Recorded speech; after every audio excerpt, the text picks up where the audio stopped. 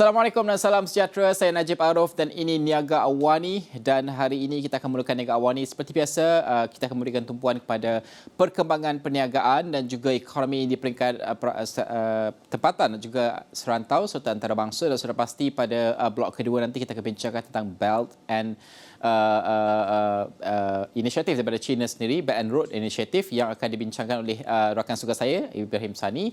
Tapi sebelum itu, ini apa yang dikeluarkan oleh DOSM ataupun Jabatan Perangkaan Malaysia, ini berkaitan dengan IHPR, Indeks Harga Pengeluar yang dikeluarkan sebelum ini. Kalau kita melihat, ini untuk melihat dan juga mengukur harga di peringkat pengeluar. Kalau sebelum ini ada dari segi IHP, itu di peringkat pengguna, ini di peringkat pengeluar, supaya kita faham inflasi pemborongan ini berada di peringkat mana dan apa yang berlaku di pertengahan sehingga membawa kepada IHP ataupun inflasi sebenar di pasaran. Baik, ini adalah angkanya kalau boleh kita bawakan. Yang pertama sekali, ini adalah untuk Februari 2023. Kalau kita melihat pertumbuhan untuk selepas 25 bulan, ia merekodkan negatif 0.8%, penurunan kali pertama dalam tempoh 25 bulan. Manakala pada bulan Januari kita menyaksikan bahawa 1.3% pada ketika itu. Baik, yang warna biru ini adalah perbandingan tahun ke tahun. Kalau kita melihat tahun ke tahun, ia merekodkan negatif 0.8% pada bulan Februari 2023 dan pada Januari adalah pada 1.3%. Ini pula perbandingan secara bulan ke bulan, bermakna antara Januari ke Februari 2023. Kalau kita melihat penurunan negatif 0.2% pada Februari 2023 diikuti oleh Januari iaitu pada negatif 0.8%.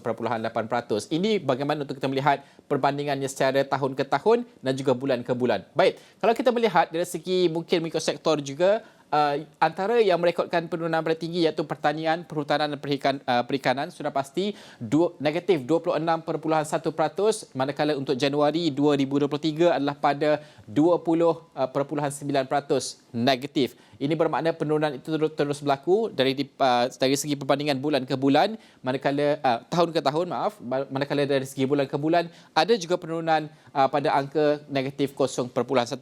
Begitu juga sektor lain seperti pelombongan, pembuatan juga merekodkan hanya pembuatan merekodkan sedikit peningkatan iaitu 3%, dan juga dari segi kalau kita melihat kepada bekalan elektrik dan juga gas ada juga sedikit peningkatan, manakala bekalan air juga ada sedikit peningkatan di situ, dan ini bagaimana untuk kita melihat dari segi sektor tersebut, tetapi menyumbang kepada keseluruhannya merekodkan penurunanlah pada bulan Februari 2023. Kalau kita melihat dari segi bahan mentah untuk diproses selanjutnya, ini adalah bermakna kalau kita mengeluarkan barangan itu iaitu raw material yang akan diproses menjadi produk akhir, ini adalah nilainya negatif 16.9% ataupun harganya IHPR-nya pada Januari ataupun pada Februari 2023 berbanding pada bulan Januari 2023.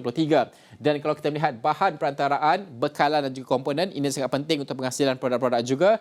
Ia merekodkan 3.3% pada bulan Februari berbanding dengan Januari pada 5.1% negatif pada ketika itu. Dan ini adalah peningkatan sedikit, dan juga barang siap juga ada sedikit peningkatan. Kalau kita lihat bagaimana untuk kita memahami kesemua perkara ini, kerana ia memberikan petunjuk bahawa dari segi graf, kalau kita melihat Februari 2022 sehinggalah Februari 2023, grafnya merekodkan penurunan sini. Penurunan ini sehingga kepada tahun Februari 2023. Ini menunjukkan bahawa harga di peringkat pengeluar itu merekodkan penurunan berbanding dengan Februari tahun lepas. Baik, itu gambarannya, dan kita akan memberikan ini sebenarnya memberikan gambaran tentang bagaimanakah apa yang berlaku di pertengahan itu antara pemborong dan sehinggalah kepada harga akhir barangan yang dibeli oleh pengguna kita semua ini, dan apakah kos sebenarnya yang menyebabkan harga pengguna di akhir itu yang meningkat. Itu antara data yang disediakan oleh DOSM yang kami akan muatkan di laman web kami astroawani.com.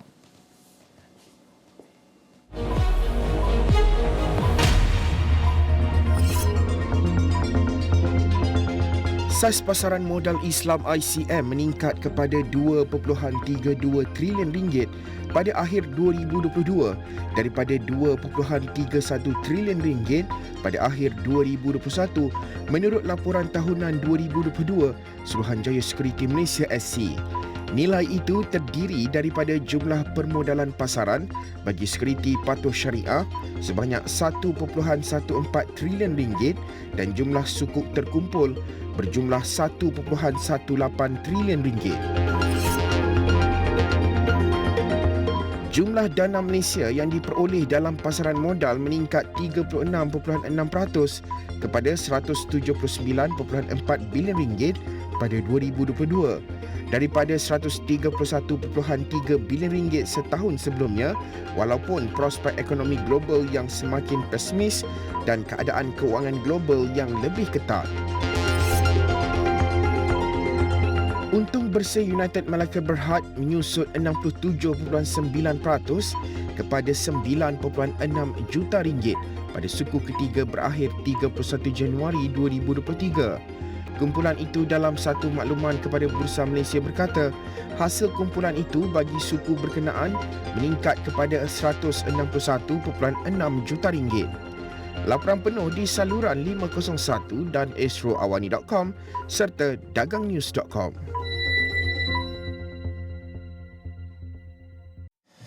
Sejumlah 36% profesional kewangan mahu beralih kepada peranan lain dalam tempoh 12 bulan akan datang, manakala 29% lagi dalam tempoh 2 tahun akan datang. Itu dapatan kajian selidik Trend Bakat Global 2023 yang dijalankan Persatuan Akaunten Bertauliah Berkanun ACCA, dan juga Malaysia berhadapan dengan ketandusan bakat akaunten berikutan 5 kebimbangan terbesar kaki tangan kewangan tempatan, iaitu inflasi yang mengurangkan gaji sebenar mereka, kesejahteraan atau kesihatan mental, kekurangan peluang pembangunan kerjaya dan tidak memiliki kemahiran berkaitan untuk masa hadapan serta risiko kemerosotan ekonomi global terhadap peluang pekerjaan.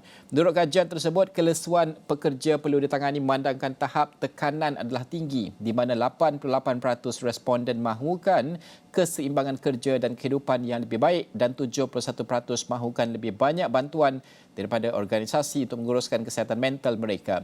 Di samping itu, 58% responden menyatakan bahawa mereka kembali bekerja di pejabat sepenuh masa walaupun kerja secara hybrid masih dilaksanakan, namun 87% ingin bekerja dari jauh sekurang-kurangnya 1 hari pada masa akan datang. Kaji selidik ACCA menunjukkan bahawa kerjaya dalam bidang akaunten kekal suatu pilihan bijak bagi mereka yang mencari prospek pekerjaan jangka panjang dan kemungkinan untuk berterusan meraih kemahiran baharu. Kaji selidik ini melibatkan lebih 8,400 akaunten profesional dari 148 negara termasuk Malaysia bagi meneliti isu berkaitan ketandusan bakat akaunten.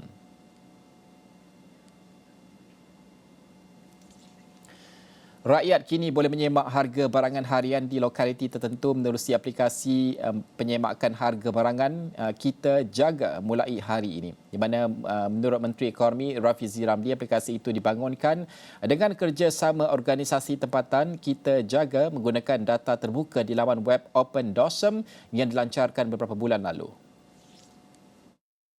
Kementerian Ekonomi dan juga agensi-agensi kita seperti DOSEM akan terus bekerjasama selepas ini dengan platform e-dagang yang lain untuk mengembangkan potensi pemantauan harga supaya rakyat akan membiasakan diri dengan proses membandingkan harga dan membuat pilihan mengikut data harga yang menyeluruh.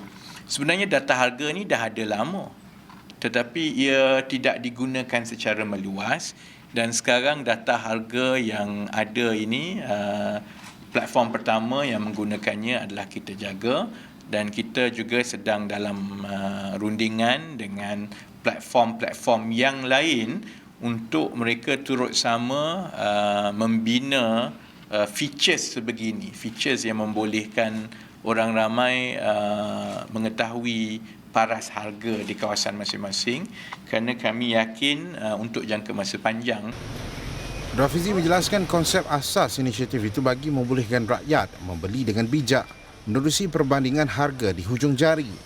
Malah Kementerian Ekonomi jelasnya terus bertekad untuk memberi tumpuan jangka pendek pada harga berpatutan dengan membangunkan ekosistem berasaskan data-data harga dari seluruh negara.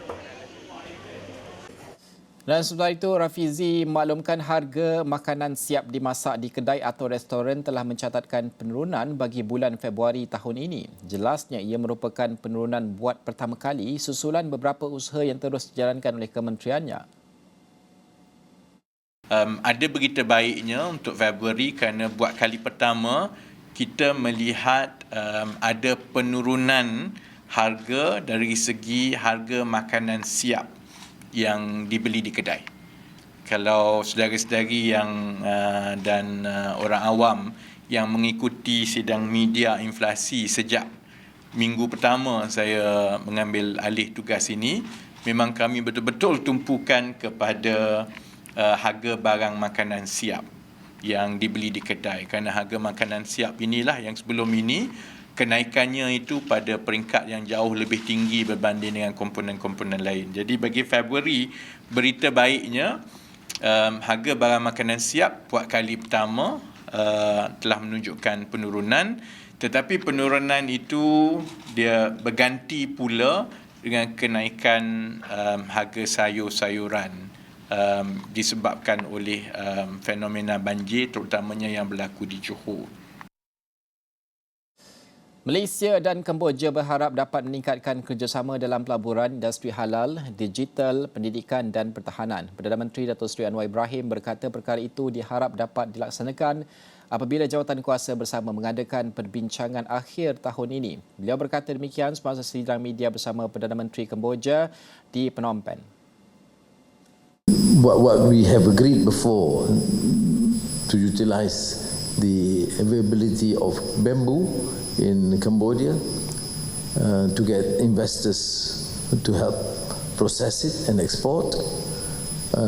You have mentioned the issues of the need to continue training other than the government-to-government matters like defense and technical expertise and administration. You have also alluded to the issue of digital technology and education, which we will of course be able to work together once the joint committee sits down.